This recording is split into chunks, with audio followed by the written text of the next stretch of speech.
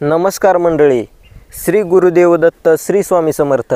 आजचा विषय थोडासा वेगळा आहे, म्हणजेच भूताटकीचा आहे। आणि आजच्या व्हिडिओमधून आपल्याला एक भूत प्रत्यक्षपणे बघायचं आहे, प्रत्यक्षपणे अनुभवायचं आहे, या कथेच्या माध्यमातून, या स्टोरीच्या माध्यमातून।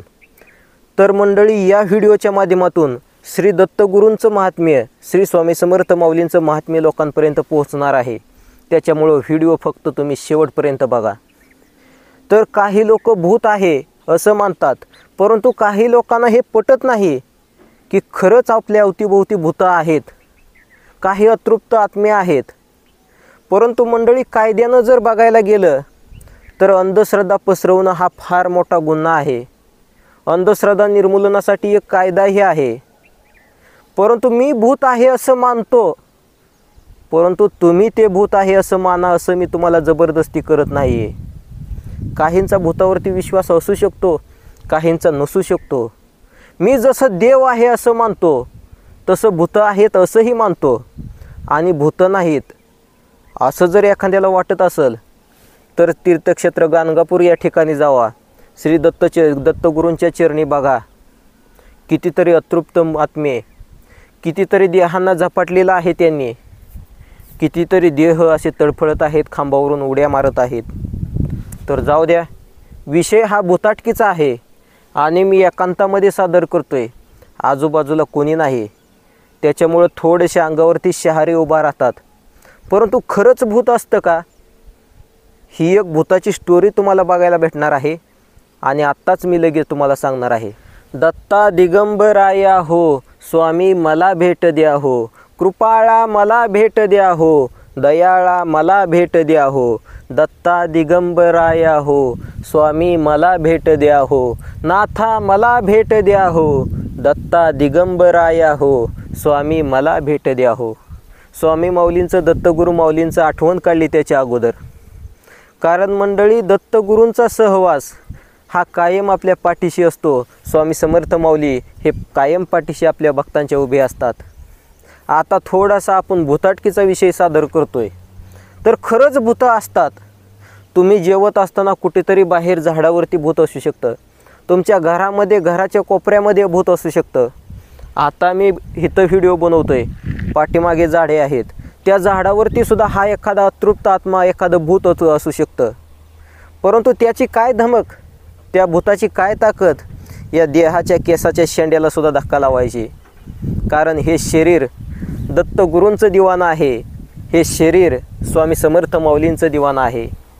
तर चला, प्रसिद्ध भूताची एक थरकाप उडवणारी स्टोरी आज आपल्याला बघायची आहे। रत्नागिरी जिल्ह्यामधली एक स्टोरी। आणि देवदत्त कुलकर्णी नावाचे एक ब्राह्मण होते, आणि त्या देवदत्त कुलकर्णीला त्याचे वडील सांगतात की सायंकाळच्या वेळी शेजारच्या गावामध्ये काहीतरी विधी होता, काहीतरी कार्यक्रम होता, आणि त्या ठिकाणी त्या देवदत्त कुलकर्णीच्या वडिलांनी त्यांना तिथं पाठवलं, जा म्हणून सांगितलं। आणि त्या काळामध्ये प्रवासाची एवढी साधनं नव्हती, सायकल होती। आणि हे देवदत्त कुलकर्णी जे आहेत, हे जे ब्राह्मण आहेत, ते सायकलीवरून त्या कार्यक्रमासाठी गेले। आणि सायंकाळच्या वेळी आपल्याला माहीत आहे, हळदीचा वगैरे कार्यक्रम असतो 8-9 वाजता।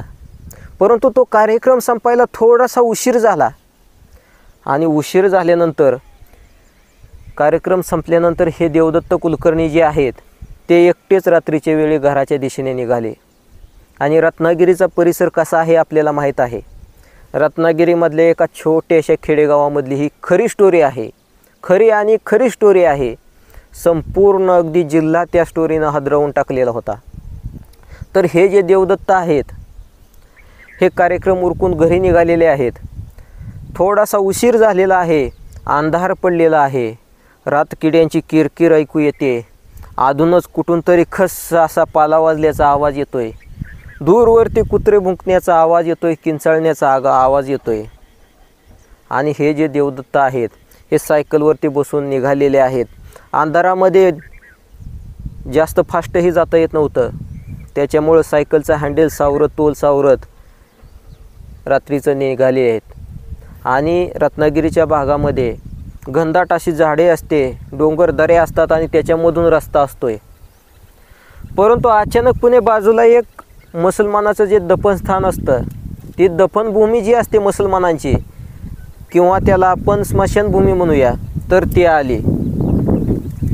त्या ठिकाणी मुस्लिमांची जी प्रेतं असतात इस्लाम धर्मीयांची, तर ती खड्डा खणून त्या ठिकाणी दफन केलेली असतात, पुरलेली असतात.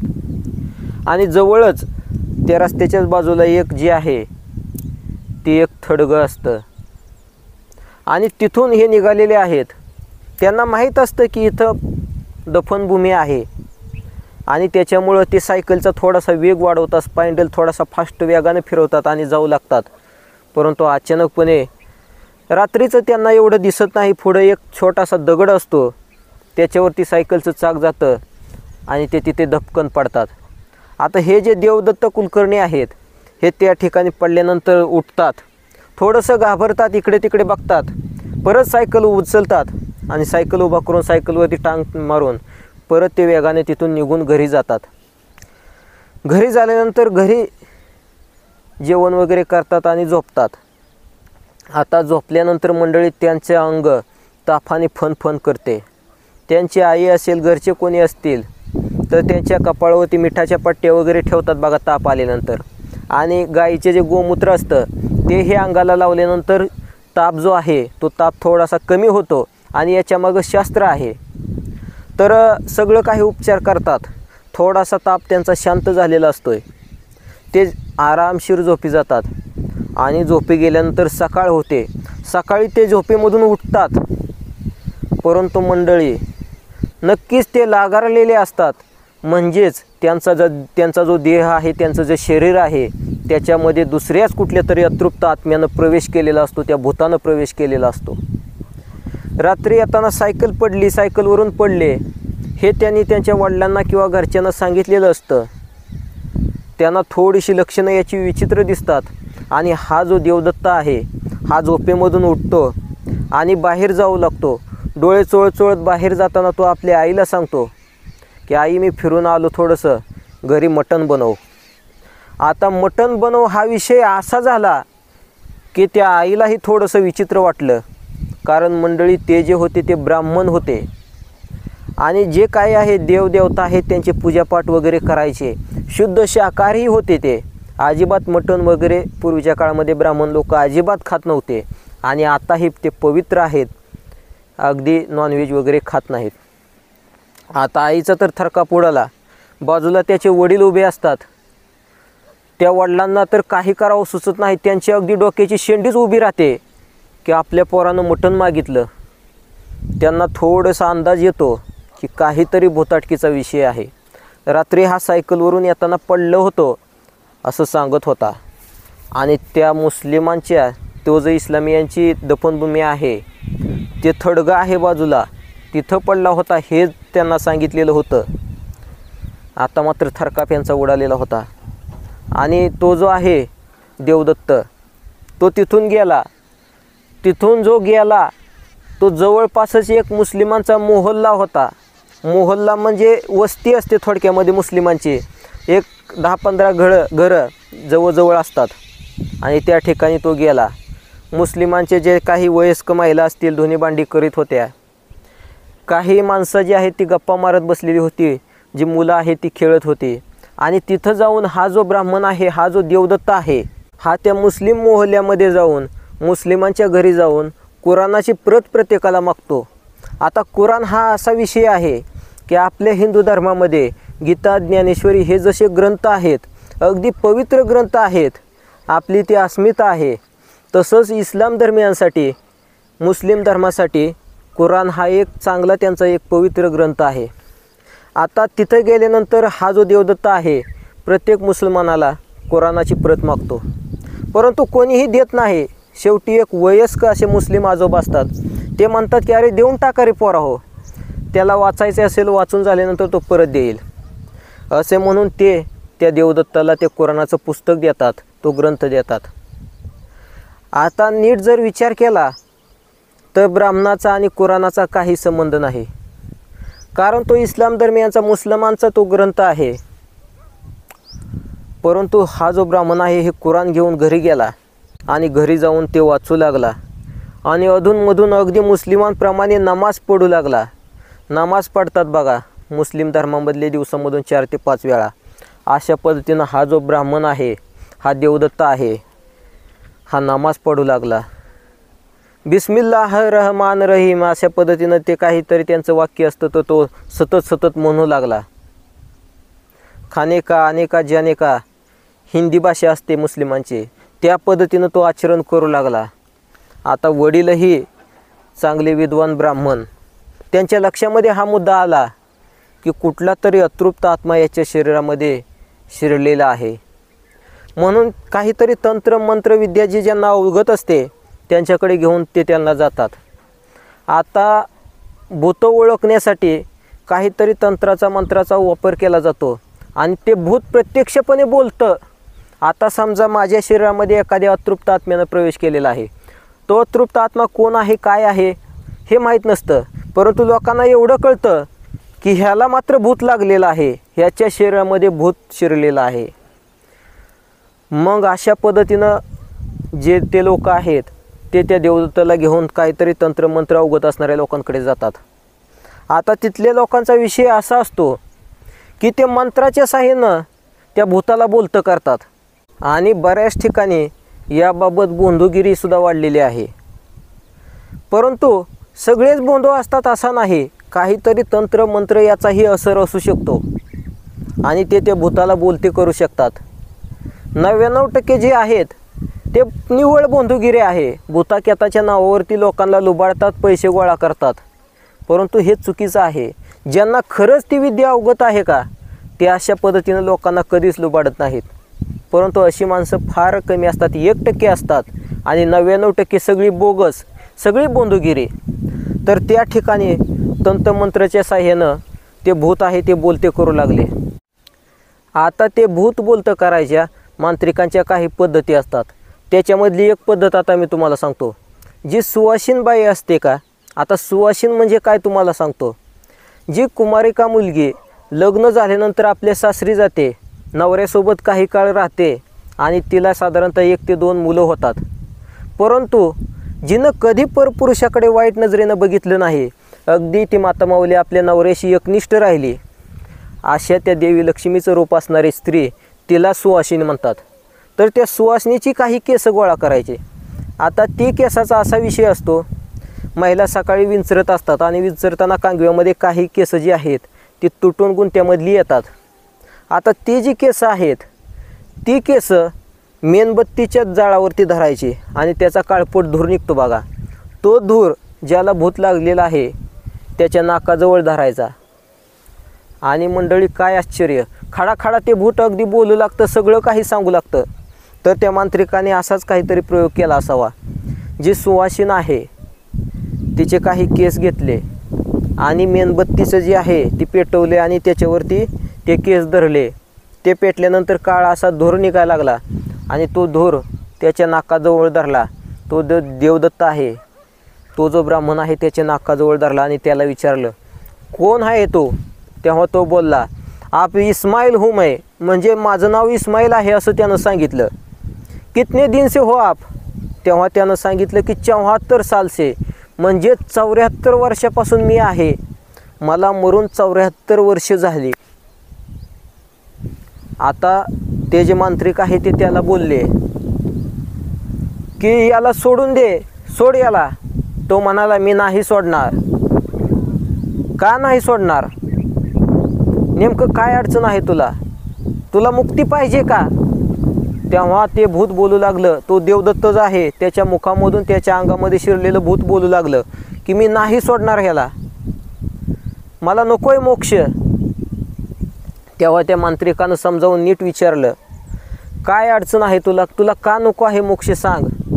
तेव्हा ते भूत बोलू लागलं की 74 वर्ष झाली मला मरून, मला 3 बायका होत्या आणि 11 लेकरं होती आणि या संसाराच्या प्रपंचाच्या या राड्यामध्ये मला माझ्या अल्लाची, माझ्या देवाची पूजा सेवा करायलाच वेळ भेटला नाही. म्हणून मला नमाज जे आहे ते नमाजाचं पठण करायचं आहे. आमचं जे काही हे आहेत कुराण वगैरे आहे ते वाचायला कधी आयुष्यामध्ये मिळलं नाही, म्हणून मला ते वाचायचं आहे. अल्लाची, परमेश्वराची, माझ्या देवाची सेवा करायची आहे, असं ते भूत बोलू लागलं.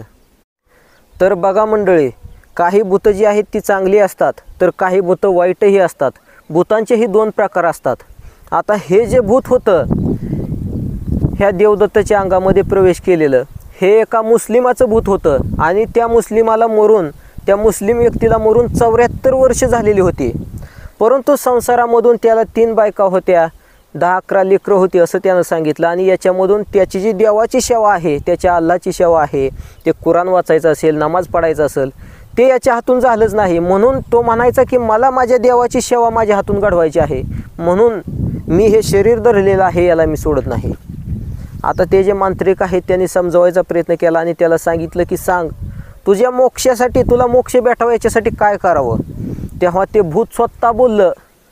त्याचं वाक्य असं आहे की मला जर मोक्ष द्यायचा असेल तर तीर्थक्षेत्र गाणगापूर म्हणजेच दत्तगुरूंची नगरी, दत्तमाऊलींची नगरी, त्या तीर्थक्षेत्र गाणगापूरमध्ये त्या मंदिराच्या समोर एक कुंड आहे बघा, त्याला म्हणतात भागीरथी कुंड.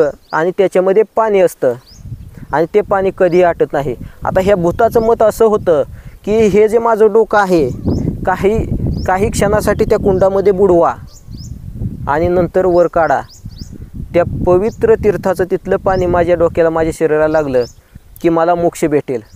तर बघा मंडळी, श्री गुरुदेव दत्तांचं महात्म्य, श्री स्वामींचं महात्म्य, की ही जी दत्तगुरूंची पावन नगरी आहे गाणगापूर, हे जे तीर्थक्षेत्र आहे ते हिंदूंची अगदी आत्मीयता आणि अस्मिता.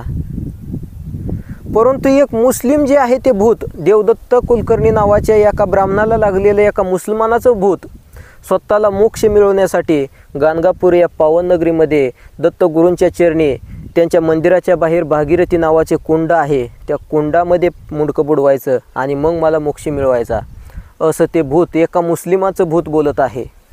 आता इथं जे जातीवादी लोक आहेत ना, त्यांच्या अगदी बोडाला खालून आग लागली असेल, नाकाला मिरच्या झोंबल्या असतील, परंतु एक गोष्ट या व्हिडिओच्या माध्यमातून, या स्टोरीच्या माध्यमातून साध्य होती माऊली, की देव हा एकच आहे. आमचे श्री दत्तगुरू असतील, आमचे श्री प्रभू श्रीराम असतील आणि तुमचे इस्लामियांचे, मुस्लिमांचे जे काही अल्लाह असतील, ते सगळे एकच आहे. देव हा एकच आहे, या सृष्टीचा विधाता एकच आहे, ही गोष्ट तुमच्या लक्षामध्ये येईल. तर सो असू द्या, श्री दत्तगुरूंचा महिमा या स्टोरीच्या माध्यमातून तुमच्यासमोर आलेला असेल. आणि खरंच भूत हे असतंच. आता ते मानायचं की न मानायचं ज्याचा त्याचा प्रश्न आहे. जसं देव आहे तसं भूतही आहे असं मी म्हणतो. काही अतृप्त आत्मे असतात, आता अवतीभोवतीसुद्धा आपले असू शकतात, की ज्यांची इच्छा जिवंतपणे पूर्ण झाली नाही, त्यांचा आत्मा, त्या आत्म्यानं जरी शरीर सोडलेलं असलं तरी तो आत्मा हे अवकाश सोडत नाही. आता आपल्याला माहीत आहे, विज्ञान सांगतं की आपलं शरीर पंचमहाभूतांनी बनलेलं आहे. पृथ्वी, जल, अग्नी, वायू आणि आकाश, हीच ती पंचमहाभूतं. आता पृथ्वी म्हणजे काय, आपलं शरीर जे आहे ते शरीर जाळल्यानंतर बघा मंडळी, एखादी डेड बॉडी जाळल्यानंतर फक्त एक अर्धा किलो राख शिल्लक राहते, याच्या पलीकडे काही नाही. कोणत्या गोष्टीचा आपण गर्व करतो हेच माणसाला कळत नाही. तर सो असू द्या, फक्त जी ती काय राख शिल्लक राहते त्याला आपण जर पृथ्वी म्हणलं, कारण ती माती आहे, मातीमध्ये मिसळते, तिला पृथ्वी म्हणायचं. आता जल, माणसाच्या शरीरामध्ये जल म्हणजे पाणी आहे, 2 मुद्दे तर झाले. अग्नी, माणसाच्या शरीरामध्ये सुद्धा काहीतरी ऊब आहे, उष्णता आहे माऊली, आणि त्या उष्णतेमध्ये सुद्धा तो आत्मा असू शकतो. हे जरी शरीर सोडलं, या शरीरामधून बाहेर पडणारी जी उष्णता असते त्याच्यामध्ये सुद्धा आत्मा वास्तव्य करू शकतो. अग्नी झाल्यानंतर वायू आहे, वारा आहे, काहीतरी हवा माणसाच्या शरीरामध्ये आहे, प्राणवायू आहे. आणि दुसरी गोष्ट राहिली ती म्हणजे अवकाश. अवकाश म्हणजे ह्या शरीरानं काहीतरी जागा जी आहे व्यापलेली आहे, अवकाश आहे, किंवा या शरीरामधून बाहेर पडणारा आत्मा आहे तो कुठेतरी अवकाशामध्येच राहणार आहे. ही जी निर्वात पोकळी आहे या ब्रह्मांडामध्ये, याच्यामध्ये वास्तव्यास या शरीर सोडल्यानंतर तो आत्मासुद्धा राहू शकतो. आता या बाबतीमध्ये मी काय फार मोठा उच्च शिक्षित आहे, विज्ञानाचा, सायन्सचा अभ्यासक आहे अशातला विषय नाही, अगदी कमी शिकलेला आहे मी. परंतु आपलं शरीर हे पंचमहाभूतांनी बनलेलं आहे हे तुम्हाला सांगू शकतो. परंतु हे पटवून देत असताना काही चुका झालेल्या असतील तर ते समजून सांगा. काही जर काही विसंगती असेल, थोडंसं काही वेगळं असेल या पंचमहाभूतांबद्दल, तुम्हाला डिटेल्स माहिती असेल तर नक्की मला कमेंट करून सांगा. परंतु हे पंचमहाभूतांनी बनलेलं शरीर आहे. या शरीराचा काही भाग मातीमध्ये मिसळतो, काही भाग हवेमध्ये मिसळतो आणि या शरीरामध्ये अग्नीसुद्धा आहे. आणि अग्नी म्हणजे ही एक प्रकारची ऊर्जा आहे. आणि वायू हा पण शरीरामध्ये आहे. वायू पण ऊर्जाच आहे थोडक्यामध्ये. आणि याच्यामध्ये हे जरी शरीर या मातीमध्ये मिसळत असलं तरी अग्नी, वायू, अवकाश या गोष्टी ज्या आहेत त्या बाहेर पडत असतात. आणि नक्कीच याच्यामध्ये जो आहे आत्मा, तो आत्मा असू शकतो 100%. नक्कीच याच्यामध्ये काही शंका असायची कारण नाही. आणि विज्ञानसुद्धा भौतिकीय या गोष्टींवर जरी विश्वास ठेवत नसलं तर काही गोष्टींना पॅरानॉर्मल ॲक्टिव्हिटीज अशा प्रकारचं नाव देतं. आणि त्या गोष्टी अशाही असू शकतात, हे सुद्धा विज्ञानानं मान्य केलेलं आहे. तर धन्यवाद मंडळी. श्री गुरुदेव दत्त, श्री स्वामी समर्थ. भेटूया पुढच्या एखाद्या नवीन व्हिडिओसोबत. जर कोणी नवीन असाल तर लगेच आपलं चॅनल सबस्क्राईब करून घ्या. रामकृष्ण हरी माऊली. श्री गुरुदेव दत्त, श्री स्वामी समर्थ.